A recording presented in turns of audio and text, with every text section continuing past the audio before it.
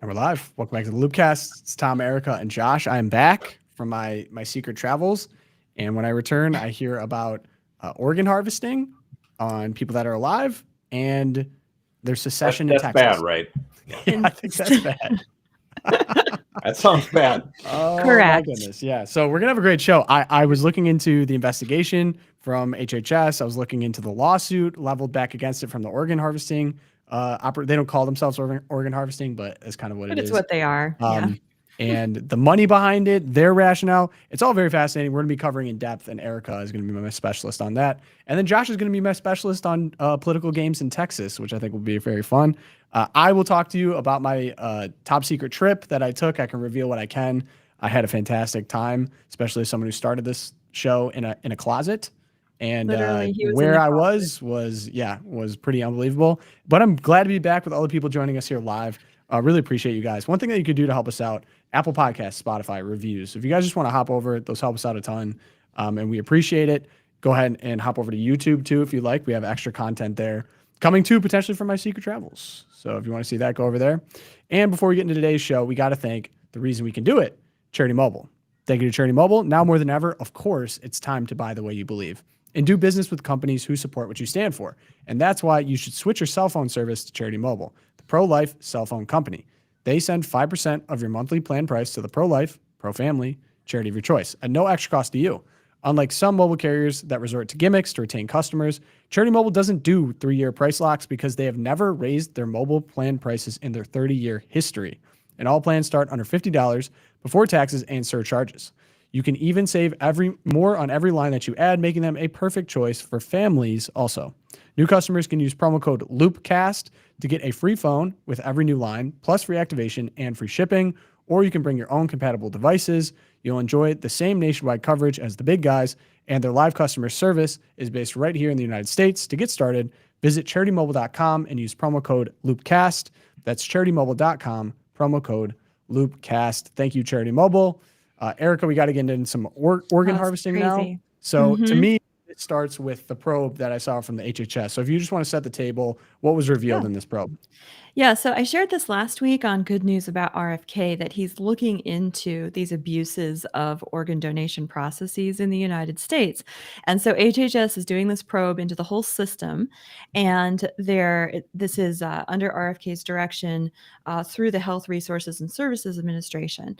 And there have been these disturbing reports of practices, which I heard like way back in the 80s and like 90s when I was getting my license. But it was seen as like this evangelical Christian conspiracy theory that people were harvesting organs from living people. But I never checked that box on my driver's license as a result.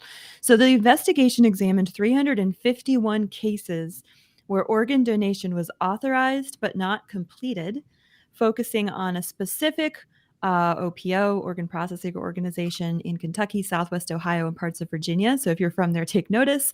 The probe was prompted by concerns. The findings of the probe: there were signs of life in some of these donors. Of the 351 cases, 103, or almost 30%, showed, quote, concerning features. Specifically, 73 of them exhibited neurological signs incompatible with organ donation. They were not brain dead. As in they were alive. That is the most insane euphemism for it. They were alive. Yeah. Incompatible with life.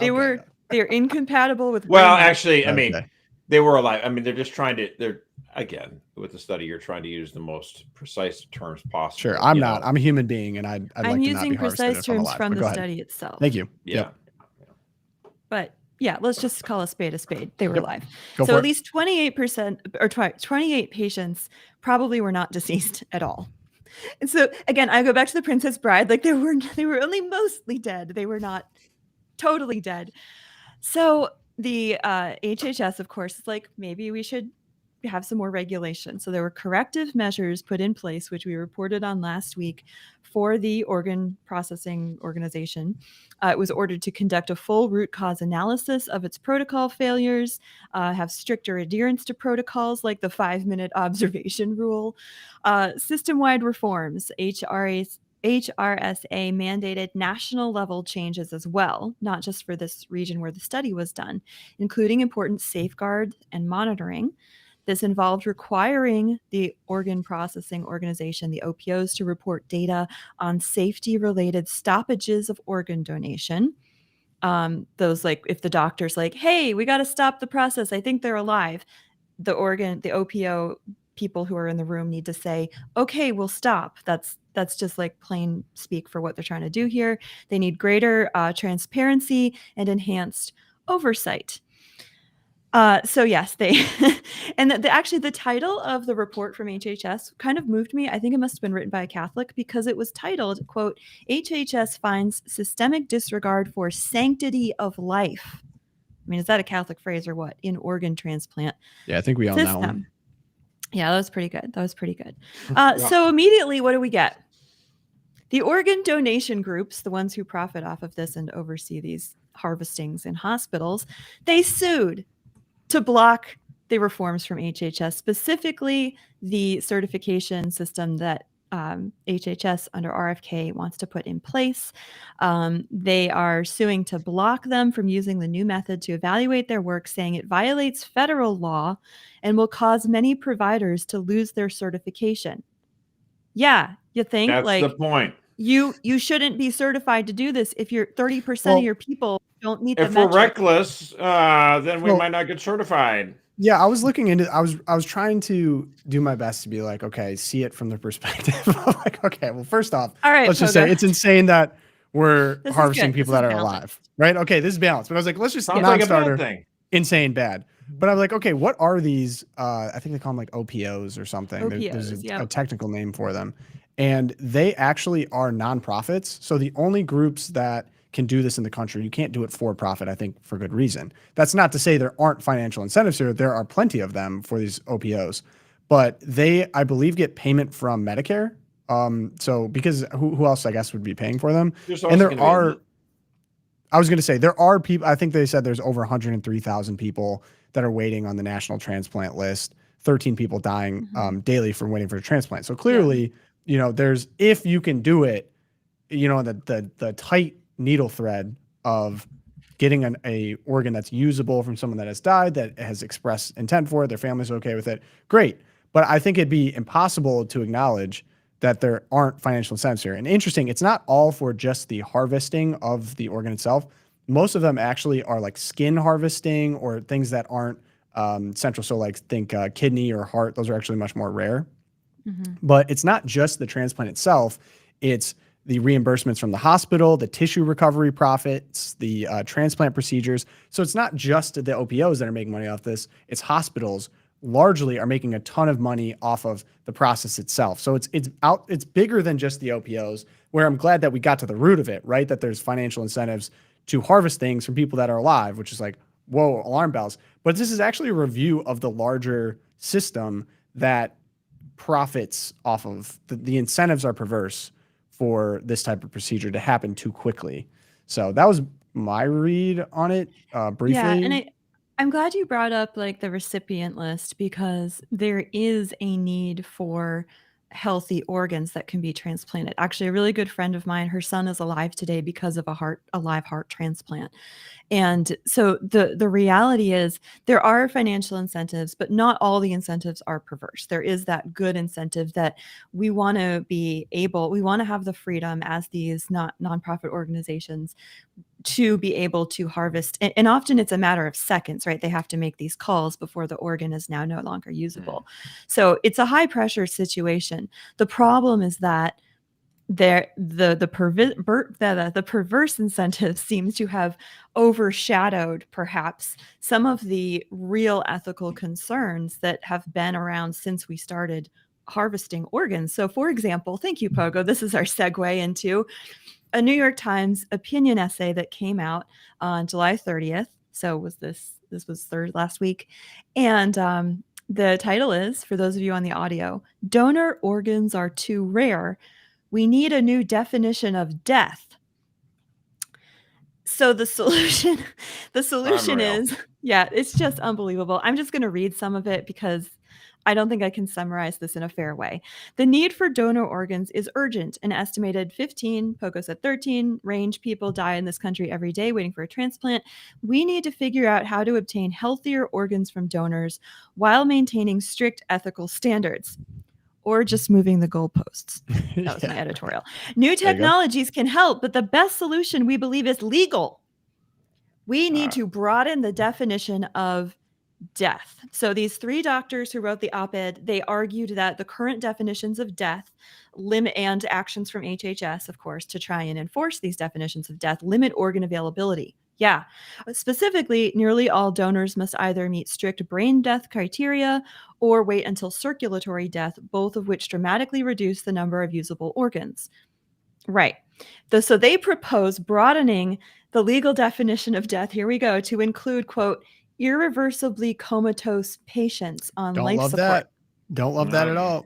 Nope. Even if some brain activity or cardiac function persists. With prior consent, organs could be harvested immediately, as in while they're still alive. The rationale is that this will... Okay, let me keep going. I'm going to finish, and then you can react. This is so bad. How did they even write this? This is crazy. The expanded definition would eliminate delays and it would eliminate ethical debates. Aren't you happy? Around techniques like normothermic regional perfusion, which is restarting circulation to preserve the organs without restoring brain function, and thereby increasing the transplant pool. That's the proposal on the table, to eliminate ethical debate by just not having a problem with killing. Are we sure this isn't like guerrilla marketing the other way? So it's like, if I wanted to scare people into getting off this list, I would write an article saying we need to redefine death for people that are comatose. Maybe, but it's New York Times, so I don't know. I mean, that's like eliminating the debate. They're eliminating the... Yeah, that would eliminate the debate. That's like saying we got rid of Down syndrome by killing all the babies. Like, no, this is not how we win, people. This is terrible. Actually, by the way, the whole thing about organ donation is a helpful reminder why like pure free market libertarianism is a bad idea. You know what I'm saying? Like, expound. If you're Jeff Bezos, you're, a trillionaire or whatever it is, and you need a new liver, then you just buy it, right? And then someone or a kidney, let's say, because that people do on black markets. There's a on black markets they do, but of course libertarians don't believe there should be black markets. Everything should be an open market. So you could just get on there and say, I need a kidney. Is there any hungry person who's 35 years old that's out of a job and wants to sell me a kidney? It's like, no. It's good that we have a country where we don't allow that kind of perverse system, right? Is there still corruption? Yeah. I remember back when I was, in college or whatever, Mickey Mantle got a liver when, probably shouldn't have, they're pretty rare, and he got it and then dies 2 months later anyway, like ruh-roh. Yeah. So is there corruption? Yeah, there's some corruption, but, again, we're trying to perfect the system. You don't even have to think of negative perverse incentives like the profit mechanism. We've got that out of the equation. But I do feel like a lot of these doctors want to help the next patient. So they're maybe a little too eager. And it's like, listen, whoa. So I don't think they're necessarily just doing this for, they got money, dollar signs in their eyes. Yeah, not all of it. I don't want to demonize everyone in the industry for sure. That's exactly my point. Like, there might be some bad apples, but for the most part, the people, I feel like they really care about the next patient that they're trying to get this organ to. I believe them, but like, hey, we have to do it in a manner that's ethical and make sure we're not taking them out of bodies that could all of a sudden pop right back up. Yeah. How many stories of like long-term coma survivors do we have at this point that, 13 years later they wake up and no one can explain why? I think too, for me, we know that there's a problem. We know that there's a shortage. We know that like a new heart could save this person. A new liver could save this person. We're also on the cutting edge of being able to grow embryos to term in artificial wombs. Like, we are literally months away from that in countries that China are unregulated. How is it that we are that we're moving toward that perversity, but we can't grow a new liver out of liver cells for someone? To me, it's like, let's pour these resources and this energy into being able to solve this technologically. That would be a good use, perhaps, of thank you. something like the CDC or the FDA. So let's not ignore the problem, but let's not kill people on the table or hasten their death. Or create a matrix inside of a lab where you have all these little humans that you're growing. Like we're growing embryos harvesting. to harvest their livers. Like that's disgusting too. Like let's just grow livers. That'd be Well, good. and it's important. I'm guessing China's doing this, is what you're saying. Like, Yeah, to me, no, this is just they a horrific. Mhm. I don't, who knows this? This is just doctors a little bit high on their own supply, basically, of like, I'm going to write this article, and it's going to be great. Like, I think this is great. And they just don't realize how this reaches the broader public. But it's important to have ethicists in the room, and that's why they exist, and to actually be having the metaphysical conversation, or at least like the common man perspective of, oh, wait, what is consciousness? What is people have a soul? Like the sanctity of life is an important phrase to use. It reminds me a lot of, you were talking about technological problems. There's a homelessness problem in Canada. The answer isn't made. It isn't euthanizing them. That isn't an answer. And it's I almost feel like it's cliche to say at this point. It's a slippery slope. And so this is one that jumps off the page because you're like, okay, these people are alive, right? But there's a lot of smaller decisions made in the medical industry under euphemistic terms such as MAID, which is euthanasia. Selective reduction. And this is Selective reduction of embryos. So why do we engage in politics? Why is it important? Why is your vote important? Things like that. We voted. So you engage in politics to organize the society towards the common good for people in that country. And this is a small stand on an obvious issue that I hope extends into the broader medical community and decision-making of, no, actually, like, life is sacred, and anything that would violate the sanctity of that life is unacceptable in public policy. And so you do this kind of probe, you make these decisions, and then you take that stand against the slippery slope of, well, we have a homelessness problem, euthanize them.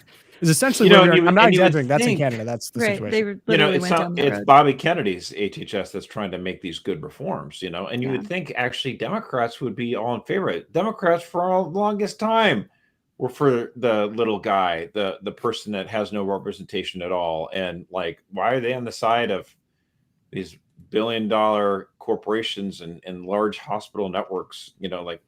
But again, it just shows you the parties have changed, it's crazy talk.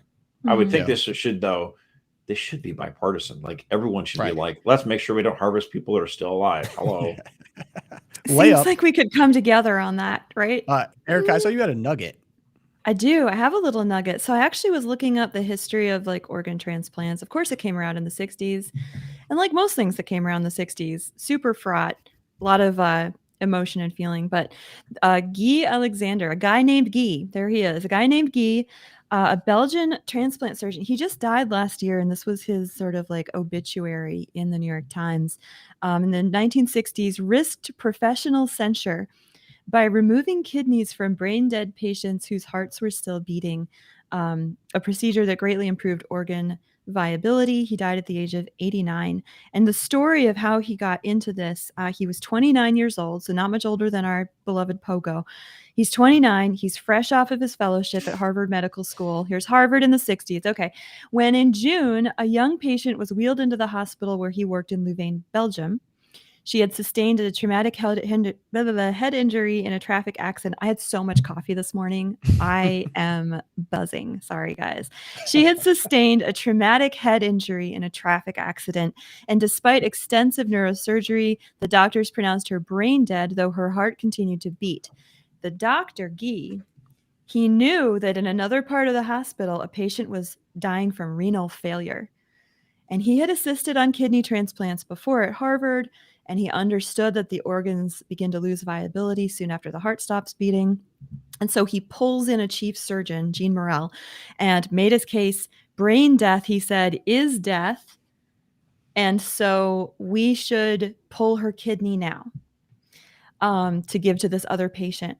And so you kind of can put yourself in the shoes, right? That they have this woman dying. They have this woman they are quote unquote brain dead.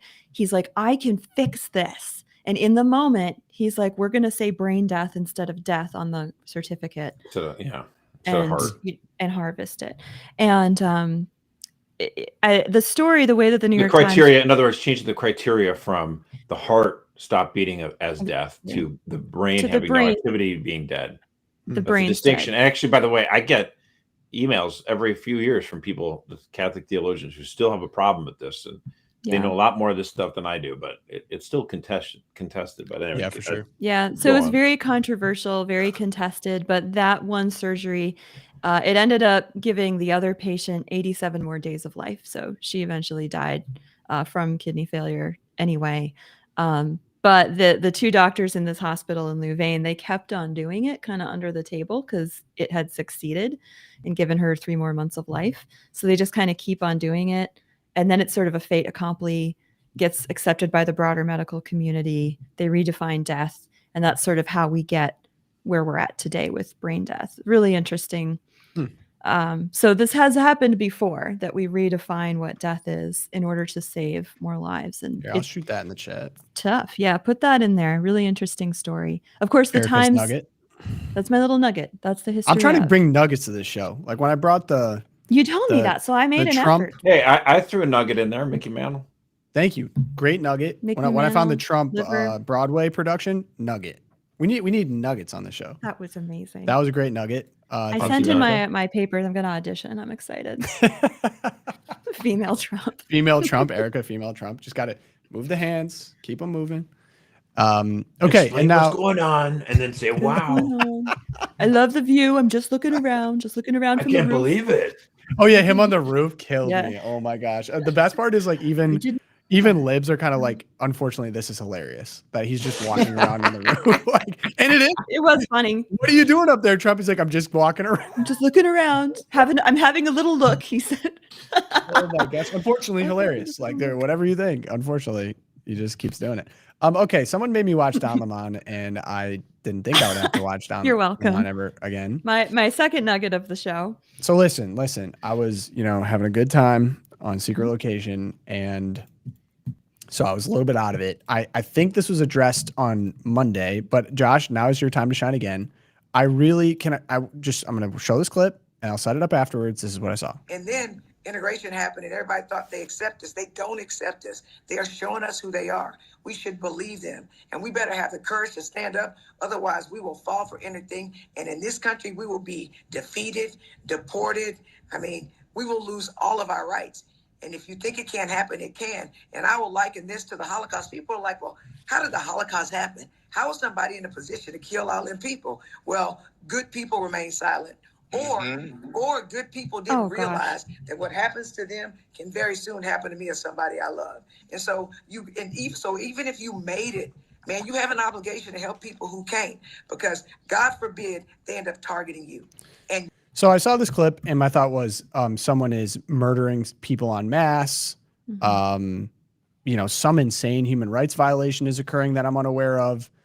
She is referencing that they are gerrymandering in Texas, and that is akin to the Holocaust. And Democrats, to my understanding, and Josh, I want to clarify this, just decided I am going to secede briefly from Texas, flee to blue states, and not do my job, not vote on a new redistricted map that like California has done many times, other states have done many times, and they're hanging out with JB Pritzker. Like, is this what's going on, really? Like, this is what the elected representatives of Texas are doing right now? Well, you've carried on the grand tradition of me. When I'm not on the show, I don't watch the show.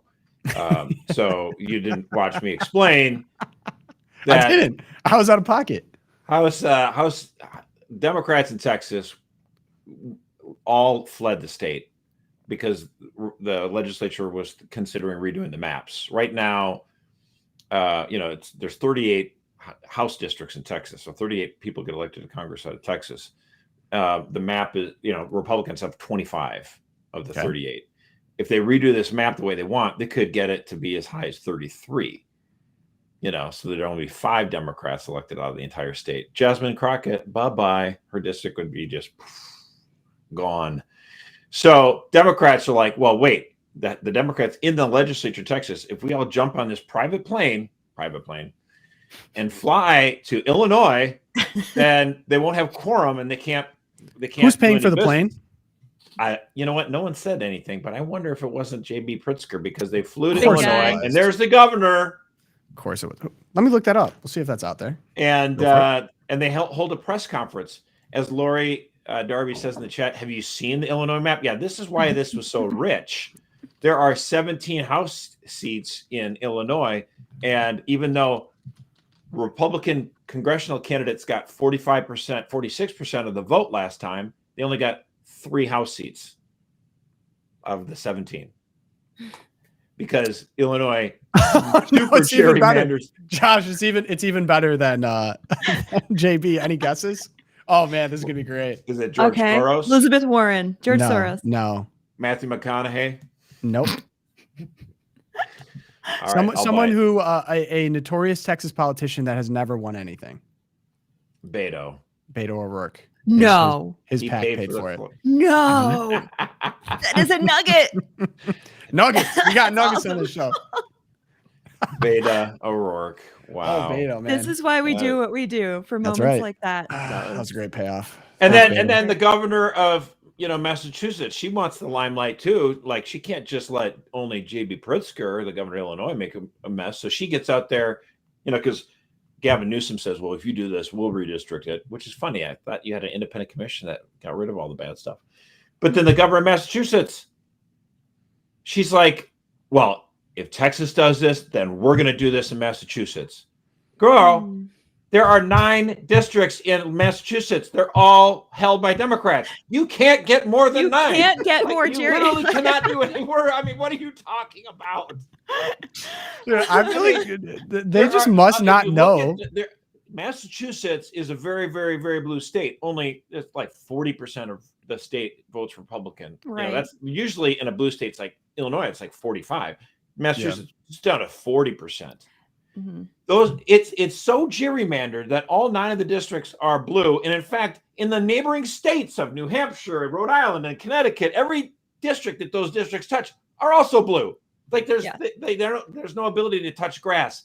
And in fact, with 40% of the state of Massachusetts voting Republican, 0 members of Congress are Republican, and 12% of the state house districts in Massachusetts are Republican. I'm sure she probably looked up she saw that other people were getting attention for this word called gerrymandering. She's like, this is like it's trending on Google. It literally gerrymandering started in the state of Massachusetts. Right. Eldridge this is like the new Labubu trend. Like, how do I get in on this? Dude. Gerrymandering, even if it doesn't make any sense. How it runs. Now, and someone said that Republicans in Oregon did this. They walked out and then they didn't make a rule against it. I'm happy to be bipartisan here. Do your freaking job. Yeah, are you serious? This is so stupid. What a coward. You're leaving your own country, basically your own people that you represent, your own state, to go to a safe, like, what is this, like the Civil War? Like, you're elected, you live there. Stupid. The thing is, so these House Democrats that are flying to Illinois to complain about gerrymandering, I mean, that's just kind of rich to me. You're flying to one of the most gerrymandered states in the entire union. Of course. And then this black lady saying it's like the Holocaust. Like, give me murdering 6 million Jews is like drawing maps. So is Illinois Nazi? I mean, what are you talking about? Is Massachusetts Nazi? I mean, this is again, you throw these terms out so stupidly. Yeah, we need like 1,000%. I have an answer though. Using Holocaust references for anything not related to the Holocaust. God. Yeah, we need tariffs on that. So okay, spare me the one-sided outrage, okay? If you actually want something, if you want a solution to this, I have an idea, and I'm serious, like a bipartisan solution. You could actually go to Congress and say, here's the deal. Here's what we're going to do from now on. First of all, I think we should expand the size of the House, but we're not going to get into that right now. Yep, different nugget. What you could do is you say, every state in the entire union, all 50 states, everyone votes for the candidates, and all the entire state's representation is you select what party you want for the House. You vote Republican, you vote Democrat, you vote Green, whatever. And then at the end, so let's say you're somewhere like California and you got 53 seats and Republicans get 40% of the vote. Well, then they would get 40% of the seats. And Democrats got 58% of the vote. They get 58% of the seats. And maybe the Green Party would squeeze out a seat there. Maybe. And most states, so then it would be the same rules nationwide. There wouldn't be this arms race to more gerrymander it. That you couldn't. It wouldn't matter how you drew the lines. You would just have a fair representation. So Illinois, you would have 40. You would have 45% of the seats would be Republicans. Massachusetts, it would be 40%. But also in Texas, you wouldn't have only 5 of the 38 seats. You would have like probably, 20. Mm-hmm. It'd be fair. Josh solves gerrymandering. I like it. You've solved it. From your term lips limits to and God's solve ears. gerrymandering. And tariffs on Holocaust references. Oh my gosh. See, now remember, I'm not for term limits. I'm for age limits. Age limits, sorry. Age limits. Yeah. 80's enough, bro. Get out. Yeah, the 80 is enough one. That'd be a great, actually, like from a marketing perspective, that's catchy. I think that has legs. 80's enough, bro. Yeah. And listen, I like it. Again, I've made Josh say nice things about all boomers. I need to do is talk. I've made him say it, so I don't want to hear it from the boom. I swear, the boomers hit my email line every time. Like, no, I have nothing against you. I love boomers. My grandparents are boomers. They're fantastic. 80's enough. Are you serious? Like, let's get in some young blood into politics. Although, funny, people brought up that Elizabeth Warren is like really embracing Mamdani at this point. Zohran Mamdani. Mm-hmm. And talk about popcorn. And Josh, I want to get your 2 cents on that because the read from me is that Mamdani is going to win because he deserves to win because the other candidates are so bad and he's run a good campaign and his message has attracted many people in New York City. Do I think his ideas are good? No. But at least he's focusing on New York City and focusing on issues that actually matter for the most part. And now with the Democrats, now with the Democrats, they like Chuck Schumer, Hakeem Jeffries are like, they basically want nothing to do with him, read between the lines. Like they're not endorsing him, not talking to him. He's a threat to them politically. And then the people kind of on the outskirts and maybe that like institutionalized Democrats like Elizabeth Warren or whatever are like, no, I want him. Like he's all us. He's us. This is the future of the Democratic Party. And I think a lot of younger people are thinking that too. But the Chuck Schumers and the Jeffries are scared of scaring away these kind of in the middle voters so it just feels like a no-win situation has basically been presented to. Is this the read, Josh? What does this mean for the future? Say that question again. Sorry. Okay. Brief description. The institutional Democrats want nothing to do with Mamdani. They think he's going to scare away middle of the road voters, swing voters. Right. Elizabeth Warren feels the energy of the future of the party and is a little bit on the outs herself, so is fully embracing him. And the youth love this guy. Left. Right. So she doesn't have like a no-win problem. Elizabeth Warren is a blue, ultra liberal senator, communist senator from an ultra blue state, Massachusetts. We just talked about. So she's not having to worry about making sure she's not too aggressive. So like for example, there's that the senator from Ruben Gallego from Arizona. He represented Tucson in southern Arizona, very blue district, and he had a super communist voting record, right? And then he gets elected to the Senate, and ever since then he's been trying to he's still a super liberal, but he's got to throw, well, we're going to talk about the border, and I don't know about boys and girls sports. So he does some of this rhetoric that makes him sound like he's not a total communist. But he did bunt with 2 outs. He bunted with 2 outs and 2 strikes at the end of the game down 10. But that's let it go, Pogo. I'm just saying. Let it go. I'm just saying. I know. When I bunted a wiffle ball, we did not. That fired everyone up. Yeah, go ahead. Okay, so. But Elizabeth Warren is in a state where it would take a miracle for a Republican to win. And remember, it literally was they were on the verge of getting Obamacare elected, and that was the only reason why. And you had a perfect candidate on the Republican side, for the state, and it was like a perfect storm. Yep. But normally that doesn't happen. And Democrats in Massachusetts can do whatever they want to. So she's got this is what I like. This is communism, yay! So she's all in it, and other Democrats who are more concerned about hey, we need to actually win in Georgia. We need to win, in Arizona. Why are you doing this? And so, but she's like, well, this is what I love. I love communism. So, and the Democrats but if he wins mayor of New York City, we'll probably, lose for sure at the governor's race in New Jersey. And actually we might help J.D. Vance become the next president of the United States. Because you've got this radioactive communist destroying New York City. Right. So, in a sense, I certainly think it would be bad for the city of New York to elect somebody who would ruin their city. Yeah. Yeah. That would be terrible. But there probably will be blowback as people flee the state. If if you're living in Staten Island, New Jersey is looking a lot better. Yeah. Yeah. All right. Erica, good news. Oh, this was a great story, highlighted by Lila Rose. It was a local TV, but I think it's worth. So we have doctors in the state of Georgia performed a rare partial delivery surgery. They placed a breathing tube. There's a little baby girl. She had this mass on her tongue, developing in the womb. And so they knew that when she was born, almost immediately she would be unable to breathe because it was constricting her airway, and she would probably die or have severe brain damage while she waited for oxygen. So what the doctors did, they did a C-section. They deliver her part way, so she's still attached to the mother and getting oxygen that way. Wow. They inserted a breathing tube into the baby and then delivered her the rest of the way. And this is like medicine gone right. And This is what right. Yes. Thanks for putting this is what I'm talking about. Yeah, for sure. Yeah, and I mean, it's such a beautiful Erica thing. delivers with good news. I get it. That was a good one. Good one. Yeah. Pun intended. I do. And Also, sorry, Erica, before you get back into it, is there Yeah. anything better than after seeing like a distressing medical story, the parents holding the baby of the the person? baby, and when you do this, It's every you can hear time. her crying, like the little Oh my newborn gosh. cry. It's every It's time. just- You look at this dad yeah. like holding his child. It's like, oh. Yeah, I It's cried. I wonderful. legit cried when I watched this with the sound on. It was so beautiful. So this is the story we want. This is like the opposite. Well, This we is wanted to like have- the opposite icon of the partial birth abortion, right? Like you deliver the baby partially, you save her life, and then give her to her very happy parents. And it was wonderful. I just had to share. Man, shout out to these surgeons. Shout out to the doctors. I think it was in Charlotte. And just so we're Or no, clear, people, Georgia. Georgia. Mhm. Yeah, the humans couple's have from Charlotte. worth. Babies have worth, whether or not the Mhm. parents think they do or not. Amen. Man. Amen.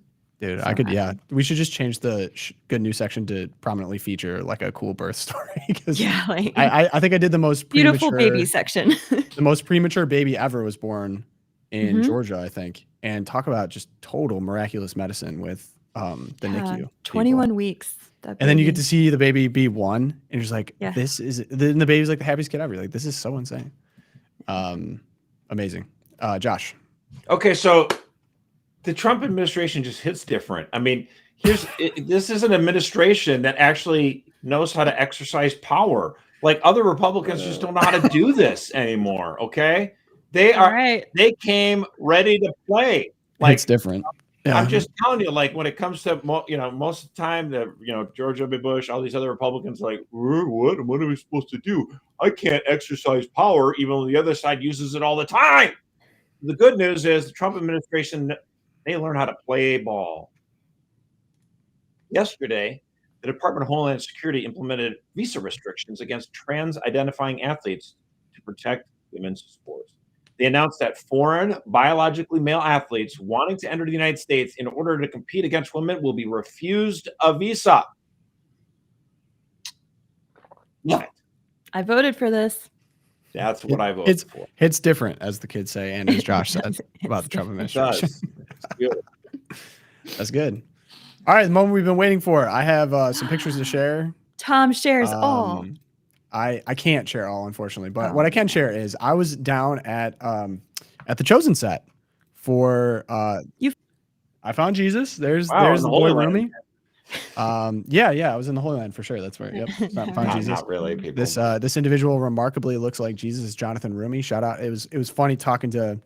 So I was sent to the set of the Chosen to cover as a journalist. They are working on the next season. Right now, season 5 is out, so I'd highly recommend go checking it out.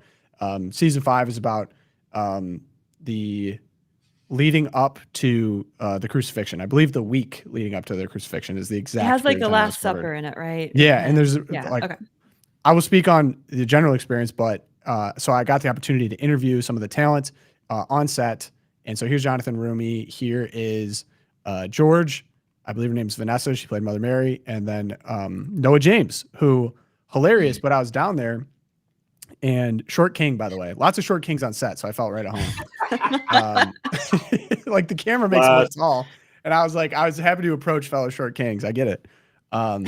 But so funny story was that you go down, you're with all the press, and I will say people kept telling me like this is not how it is. Like a lot of people went and they cover different major film productions, TV shows, secular media. And they're like, it's so rare that you would be at a dinner and members of the cast would just be there brushing shoulders, talking to people. So immediately I saw Noah James, great head of hair.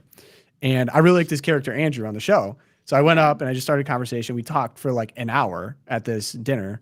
And we kind of, it's like, oh, I'm going to grab some food. Like, it's really nice meeting you. And then I go away and I was eating dinner with a journalist from the UK. And then all of a sudden, who sits down? Noah James sits down next to me again. And we're talking about football. He's from Arizona. He's a Cardinals guy. And then this guy, George, who's sitting on the left, is from Australia. And it was hysterical hearing an apostle with an Australian accent. It completely broke my brain. Just thinking of an Aussie is so funny. Because he tones down the accent for the show. Like, I couldn't tell at all. He does great accent work. Trust me, going to heaven's better than going down under. Yeah.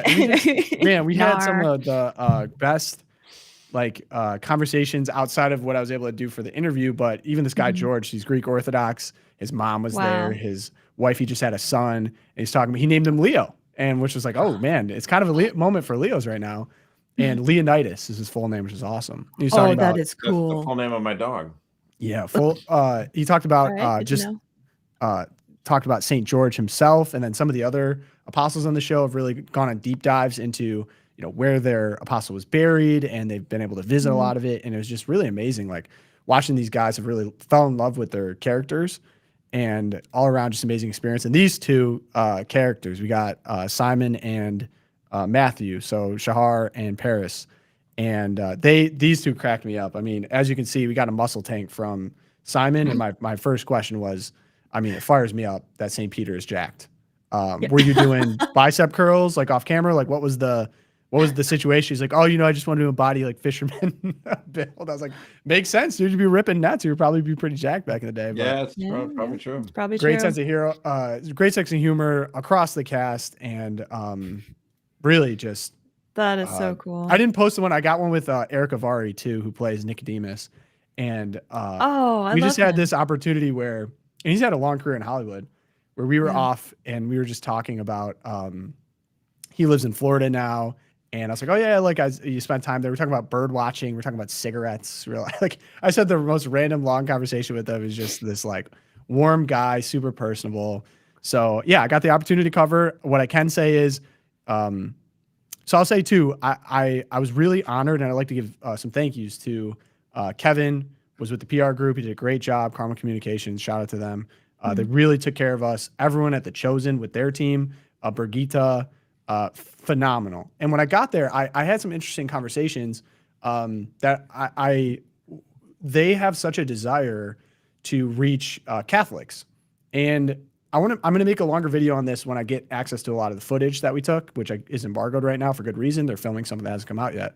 But I can say from my personal experience, when I heard that I was going to go to the show, I had not seen The Chosen, but I had heard two things. One was people saying the type of people that do not watch Christian media who are Catholic for good reason. A lot of it maybe subpar, whatever. Like, you need to see this. Like, it's completely different. It's caused me to think in a completely different way. I loved it. You need to watch it. So like, okay, like there's that. And then the other thing was I saw some like comments or like reaction videos of like The Chosen is like heretical. It's this and that. It's this and that. And so I think it was enough to give people pause maybe to not watch it. I will say, and I can only speak from my personal experience, I am Catholic. I was raised Catholic. I love my faith. You guys know me on this podcast. I went and watched it in preparation for the show, and I pray a rosary every day now. And my experience was I just watched the portrayal of many of these beloved passages in scripture that I pray in the rosary and think about a lot, done with the humanity that they inject into a lot of these characters that in the Bible, because it's just someone writing down their experience, might feel a little bit flat or unattainable or not relatable, was just extremely charming, talking to everyone as professionals at the top of their game. And I will say Dallas, super intentional, and Dallas, the director, who they all had a lot of reverence for, I think put it well. Is like, we often think about the divinity of Jesus, but what hasn't been explored as much is the humanity of Jesus, in which he was fully human and fully divine. And the people around him, at the time of all these events, there was no 2,000-year church. There was no Bible yet, even. Like there was none of it existed. It was just men who were following this man that they loved and believed was their savior, but they were bewildered and it was strange and it broke all of the conventions, be brutally murdered in a way that was confusing and scary and that changed their life forever. And so he just explores a lot of like, what would that be if you were in those shoes? And Jonathan Rumi described it as, I'd be like Peter. I cut the guy's ear off. Yeah. But it's like an Ignatian meditation. Jonathan Rumi described it that way. Someone in the chat said that. Yeah. Yeah. Jonathan Rumi, our boy, you know, our Catholic king, love talking to him. Very intense, such a star. Like you can just tell like he is like a gravitas to him. And he describes it as an Ignatian meditation. You put yourself in the shoes and you think about it. And yes, there are creative license taken, but even with a lot of the things that I looked into, they have Bible scholars that they consult on the script. And many of the things I'm like, oh, did that actually happen? Yes. Like there actually are historical accounts of certain things that I wasn't even aware of. They're like, oh yeah, this actually did happen. It's phenomenal. I can't say enough good things about the production, the team, the professionals working there. There's something special going on here. So at minimum, go watch it. Let me know what you think. And so I'm happy to reveal later my like more in-depth coverage. And I will say a cool experience too. I was there with a number of press, and this was my first press junket. And again, I started the show in a closet. with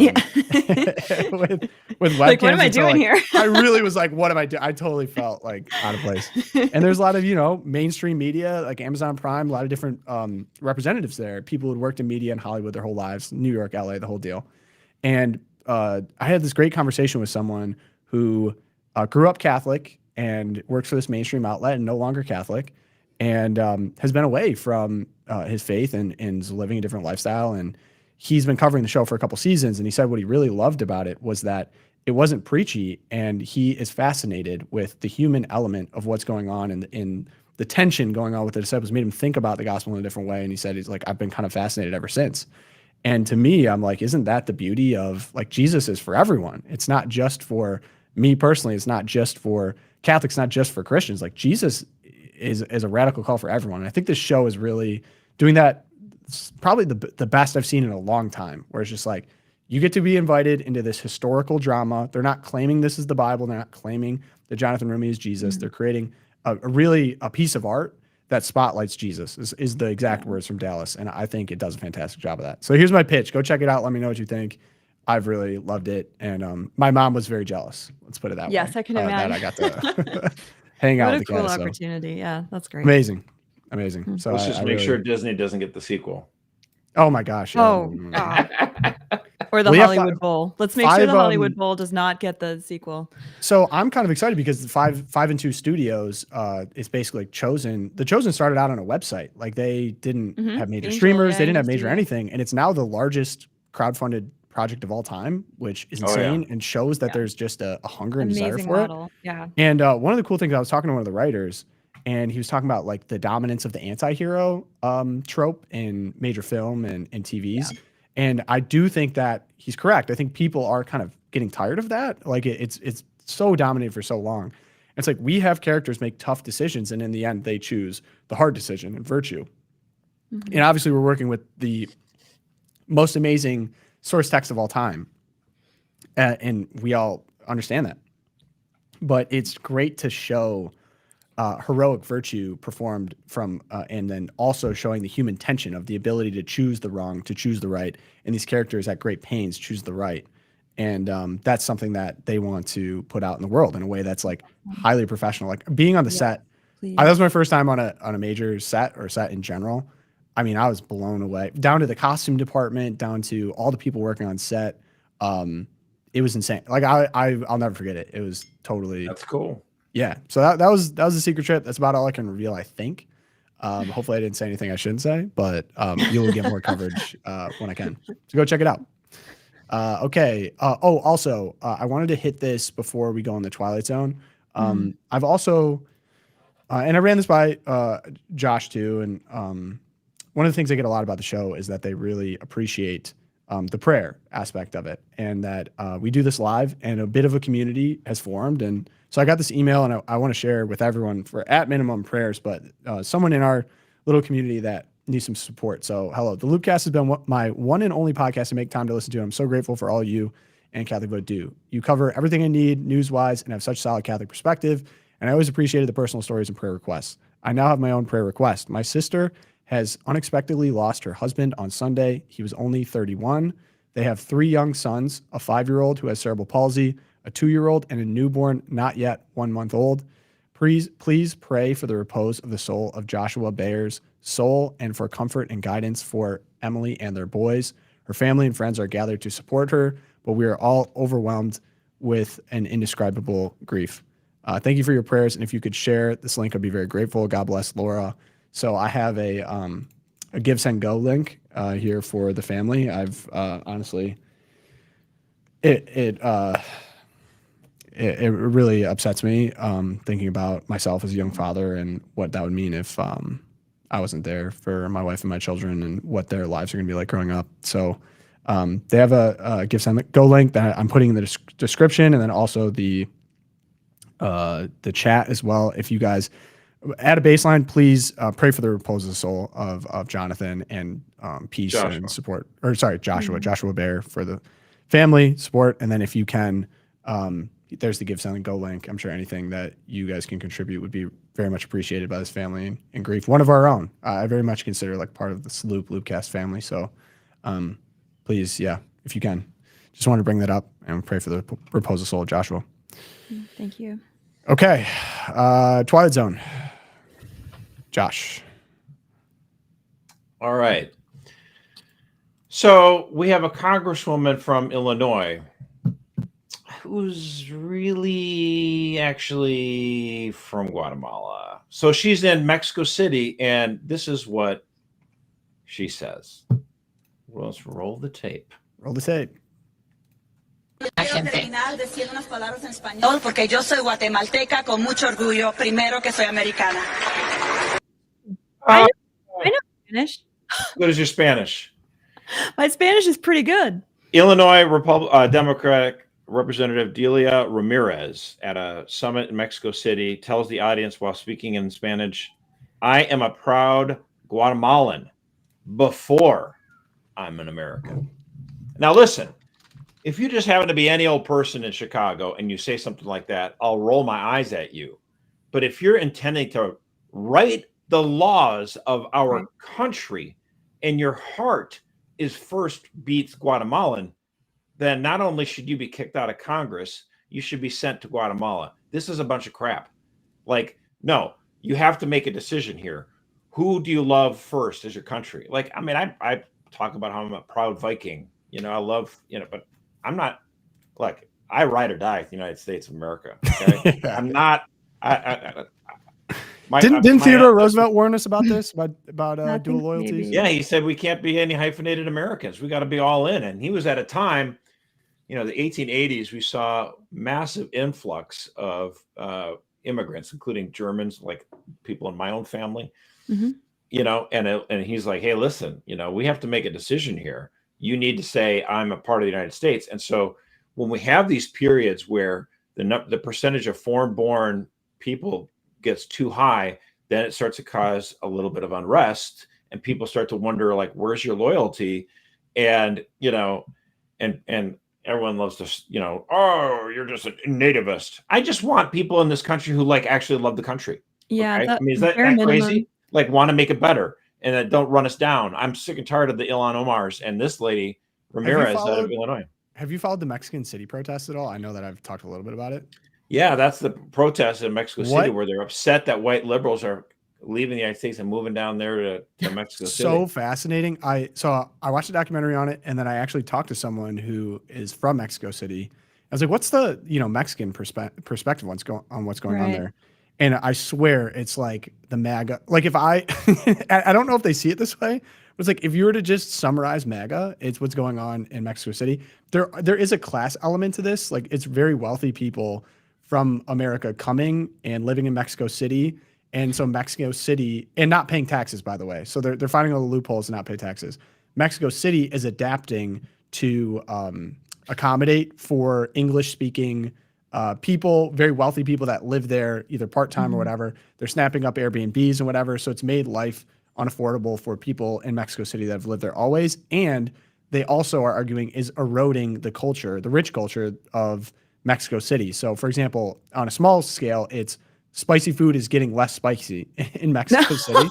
I'm not even kidding. That's an exact Wait, really? quote. That's the Yes. concern? They're making Well- hot sauce less hot or less spicy because Oh. the English speakers can't handle it. I And can't. they're not, there's entire parts of Mexico City where they don't speak Spanish, and they're not making Mhm. attempts to learn Spanish because they're just very wealthy, live there on the cheap. And they've protested to the point of like rioting at certain points. And what's funny about the situation is like, I Are you understand. saying Mexico wants Mexico to be like Mexico? One of the things they could do is bring back their countrymen to their country. Yeah. Well, Just I mean, an that's kind of idea, the, that's kind guys. of the thing, right? Is like, I understand. I was like, I even talk about like Dearborn, Michigan, for example. There's Mhm. entire parts of Dearborn where everything's in Arabic, and you're like, Right. I'm all for proper immigration to America if you're from an Arab country. To me, it's unacceptable for parts of my country to be in a completely foreign language and completely foreign culture. Like, if you come here, you integrate into the culture and you learn English and you want to contribute in terms of Dearborn, taxes and the government and everything like Miami, that. Like, you wouldn't go. Los Angeles. Exactly. So like, we've dealt with this problem and we are dealing with this problem. For some reason, it's taught of like somehow different in kind because, you know, America's a nation of immigrants. But as Theodore Roosevelt himself said, who I believe is like of Dutch ancestry, yes, everyone at one point in time did. But at a certain point, you're like, are you in on the project or are you not? And like, Right. it Right. matters actually who your loyalties lie to. And it's funny, people bring up for Catholics, it's like, oh, they're loyal to Rome, yada, yada, yada. It's like, I'm American by birth and citizenship and whatever. Like, I'm not Italian. I'm not from the Vatican. I'm Catholic. My faith means a lot to me, but I'm thoroughly American. That's where I live. That's the political No, in fact, project my I engage lefty in. Catholic said I wasn't sufficiently loyal to the Pope, right? That's the Right, I exactly. think so. So interesting times we live in, huh? Interesting times. Yeah. Mhm. Erica, you're up. Speaking of interesting times, it's August. People go on vacation. And one person who went on vacation this August is Dave Rubin. You might know him as a comedian, a progressive YouTuber, a conservative YouTuber, or that guy that Bishop Robert. I wouldn't use the C word. Yeah, for he Dave, calls but- himself that now. Anyway, Yeah. his podcast gets about 2 million hits a day. Like, this guy is living large, but he wanted to go off the grid for the month of August. And so his solution was AI Dave. So we're going to have AI Dave Rubin hosting the show every day for this blessed month of August. And the day that he left, he actually went on to show the powers of AI Dave and how to tell his viewers it's going to be okay. You're in great hands. And he interviewed his fake self. And you got to roll the tape here. AI Dave, how are you, my friend? Hey there. I'm doing all right, just kicking it in the studio. What's up with you? Well, you know, this is my last day being on the grid. I'm very excited for August. You're going to be able to handle the show without me? Going off the grid, huh? Sounds like an adventure. Honestly, I think we'll manage, but I'm sure you'll be missed around here. Just make sure you enjoy your time off. You deserve it. That's the plan. Now, AI Dave, one of the things that I understand is that you can actually see me right now. What am I holding in my hands right here? You've got a pair of glasses in your left hand. Looking sharp, my friend. Absolutely unbelievable. Can you tell me what I'm wearing? Do we have to go through the rest of this? I want to burn this. So, like, on the one hand, just the visual, it's kind of crazy when he pulls up. But then you start to hear the conversation, and like every sentence ends in the same way. And yeah, AI Dave, he can see, he can hear, he can react, but it's He's not a Xerox copy. real. Yeah, unbelievable. And at one point, Dave Rubin asks AI Dave, "What's your favorite show?" And he says, "Golden Girls, man. It's got classic humor, great writing, and those ladies have impeccable comic timing." And you're like, well, on brand. So he's really Dave Rubin, but- running this for the whole month of August. An AI. Yeah, you can go version. on today and you can watch how AI Dave did on the show. What are the today, numbers? whole month of Did you look August. at the numbers? Oh, I have I'm not sure looked they're at the high numbers. for the first few days. The people just People can't are wait. like, oh my gosh. And they're waiting to see if it glitches and starts Yeah, doing some I crazy guess. things, this is like I'm- the AI revolution's going a little too far, guys. Well, But we didn't even get into that. The real AI Twilight Zone thing is not even that. go for it. It's CNN, the former guy from CNN, Jim Acosta, interviewing one Yeah. of the kids. Okay, so in the Parkland massacre, the guy went in and shot all these people, right? So this parent gave the go ahead to do an AI compilation of his murdered child who had been murdered in that shooting. And so then now Jim Acosta interviewed this AI rendering of his kid with the voice and everything. Like, what in the world? Disgusting. It's Like, so perverted. It is like it's like asking the golem to come in and suck your soul out for you. That's just like, why would you allow that with your dead child's image? I mean, can we all just acknowledge like South Park has probably made this like that is something, if I wanted to be an edgy animated cartoon, I'd make that up. That's better than what I probably would have made up. So I'm just telling you, you do not have my permission to use my voice. Got it. My beautiful bald head when Say less. after Josh, you'd probably be the last person I think AI could fully replace. And that's a compliment, brother. We'll see. That's beautiful. That's a good we'll just get an AI Josh that just says that's garbage. Right. That's garbage. All right. See, I smartly predicted that the Twilight Zone would probably end in some depressing AI stuff. So something that's not AI can confirm. I'd like to give a shout out to the Vatican media team. These are actually old. I believe it's from May, but it kind of went reviral again. And here's a picture of priest getting ordained. We got Pope Leo in focus here with 3 priests and the this is Chair of St. Peter, right? Chair of St. Peter, Holy Spirit window. Unbelievable. This every time the face down on the carpet gets me, like, because we do this everywhere, right? This isn't just the Vatican. The prostration. Yeah, that's it. Sorry, you got to use all the official terms. I'm just from a photography. I'll do the and art official. You perspective. just do the Gen Z thing. Yeah. Great. Face down on the carpet. Yeah, and the designs on the carpet. Here's what I'll say. I don't know if this is Twilight Zone, but so shout out to Rowena. She's on behalf of Guadalupe Catholic Radio. She gave me this book, When the White Smoke Clears, about Pope Leo's first. Is awesome, by the way. Dr. Michael Dauphiné, college professor of mine, was in it. A bunch of different writers, really awesome writers are in it. But Father McSchmitz. So I was reading it, and the 2 things stuck out to me is so far with this pontificate, there's been somewhat of a return to the aesthetics that people really associate and love about Catholicism. But at the same time, I think his first words when he came out of the balcony were "Peace be with you," and about Jesus being the central, like everything is basically to make me or everyone as small as possible so that Jesus can be the center of what's going on. And I've been thinking more about that. And those 2 are actually collaborative. They're not mutually exclusive. And I think there's a thought that somehow, because Jesus was a carpenter and was humble, that you can't have like the aesthetics or the beauty of the Catholic Church. Like you need to sell it all away or whatever, give it to the poor. And you can have both. And I think one of the cool things that I've just really enjoyed about Pope Leo's pontificate is he really has a simple, sincere desire to put Jesus first, have him lead, but also to humbly accept his role as in the Chair of St. Peter with all of the mystery, the tradition, the aesthetics that come with it. And I think the combination of those 2 are very potent. So agreed. I love being Catholic. Yeah, it was definitely one of those moments like, gosh, man, I got to get over to Rome and see it for myself.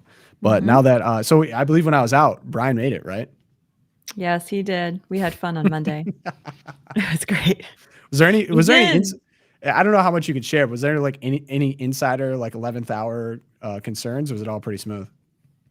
I mean, I didn't think there would be any. The question was whether or not he would get confirmed before the recess or not, because there's a lot of people that didn't make it into the deadline. Brian got through, and now there's another couple hundred people that are going to have to wait till September before any movement will be made. So I know that Senator Eric Schmidt from Missouri is working hard to try to come up with some sort of solution to get these people confirmed in a faster manner.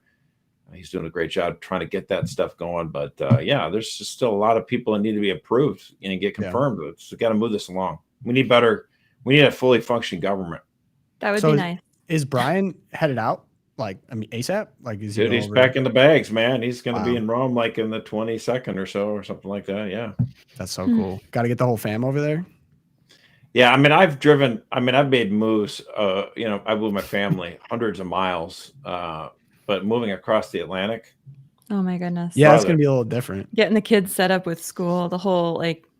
Well, I mean, that's why it was such a big deal whether or not he got confirmed on Saturday or not. Because if he didn't, then it's like, okay, then you got to get your kids registered to school in Chicago area, or do you homeschool them for a while because it might be a month before they, it would have been a nightmare. So, especially because he had young children, I think there was like, let's get this guy again. Let's enough of these games. But I want to give a shout out to Catholic historian Paul Kangor, who made the really good point in American Spectator that in fact this really should have happened in May, so that Brian could have been in place with his post with the installation of a new pope. And because Democrats were playing games, they made it that much harder to do. And that was not good for our country. Yeah. Agree. Man, excited for Brian though. It's gonna be awesome. And then the fact that it's just weird. He's just not gonna be here anymore. Like, it's gonna be sad. I'm definitely gonna miss him.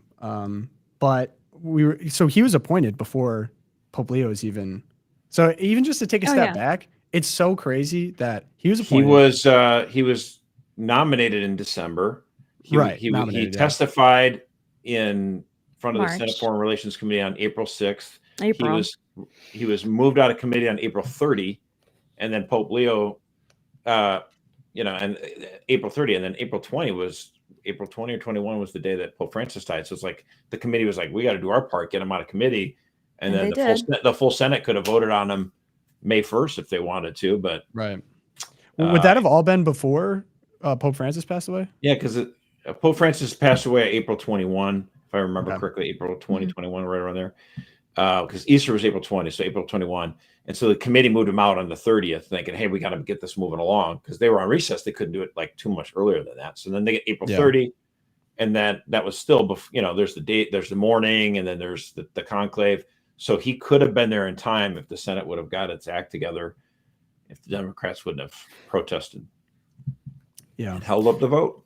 Yeah, shout out to Brian for that, because that was a sick anecdote that I got to drop to all the other news people, because they were like, oh, where are you from? I was like, oh, Catholic Vote. They're like, first off, they thought I was saying Catholic Vogue.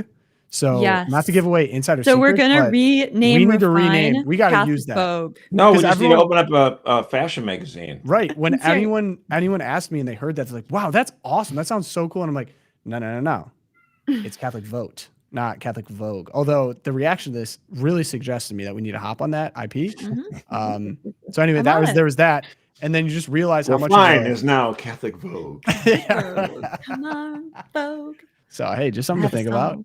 And then I was like, oh yeah, like the president of my organization is like off to be the ambassador to the Vatican. Like, whoa, that's crazy. I was like, I know, it's crazy to me too. I was like, I never expected this. It's crazy. So life is good. Life is good. Life is good indeed. Okay, we end with first off, join the Champions Club. Shout out to the champions in the chat. I saw a few hanging out. Thank you guys. Support us monthly. That's the best way to support catholicvote.org/champions. Shout out Charity Mobile if you want to go check them out. Great mobile phone plans. Do good with your money. Get a good service. And then reviews, Apple Podcasts, Spotify. Follow us on YouTube. Go ahead and subscribe over there. Get our extra content and all of our shows. And join the live chat 11 a.m. Monday, Wednesday, Friday. And but above all else, pray. We pray especially for Joshua and her family. If you can't keep them in your prayers, we pray the St. Joseph prayer today. In the name of the Father, Son, Holy Spirit. Amen. St. Joseph, I thank God for your privilege of being able to walk to work side by side with Jesus in the carpenter shop of Nazareth. As a token of your own gratitude to God, obtain for me the grace to respect the dignity of labor and ever be content with the position in life, however lowly, and which it may please divine providence to place me. Teach me to work for God and with God in a spirit of humility and prayer as you did, so that I may offer my toil and union with the sacrifice of Jesus in the Mass as a reparation for my sins and gain rich merit for heaven. Amen. St. Thomas More, St. Fidelis, St. Our Lady of Guadalupe, pray for us, and we'll see you guys ready to rock. Erica's got a deep dive coming out tomorrow. We'll see you then. Erica will see you then. On Friday, we're going to be live, back at it again. Peace. My Father, Son, Holy Spirit. Amen.